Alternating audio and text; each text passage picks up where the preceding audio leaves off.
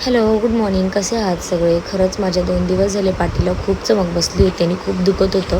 म्हणून ह्यांना म्हटलं तुम्ही वरती आणि साऊला घेऊन जावा. मग मी कशी तरी खाली गेले आणि गरम पाणी प्यायले, नंतर कॉफी आणि थोडंसं स्नॅक्स घेतलं. आणि इकडे बघा, बाबांनी सावीला बसवलं होतं ट्रॅक्टरमध्ये आणि बाबा तिला म्हणतात चल उतर, तर ती काय उतरायचं नावच घेत नव्हती. आणि कसंबसं बाबांनी तिला उतरवलं.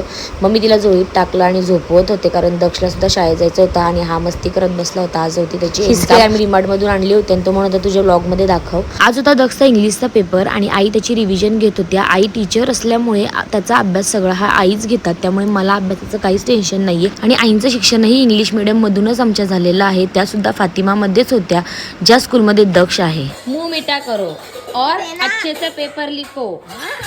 बेस्ट ऑफ लक. दक्ष शाळेत गेला आणि इथे भारतीची सगळी कामं आवरली होती, ओटा वगैरे धुवून सगळं साफ करून. इकडे भाऊजी आईंची शुगर चेक करत होते आणि मीही सावीला भरवून घेतलं. सावी हल्ली फुरक्या काढायला शिकली, त्यामुळे ती सतत फुरक्या काढत असते. नंतर मी जेवण करून घेतलं आणि इकडे बाबांनी कपडा आणला होता. सकाळीच महाराजांचे कपडे शिवायचे होते. इकडे सावीसोबत बाबांनी आणि भाऊजींनी मस्ती केली. आम्ही वर गेलो, चमक आली होती म्हणून गोळी घेतली. साऊ झोपली होती म्हणून जरा रूम आवरून घेतला.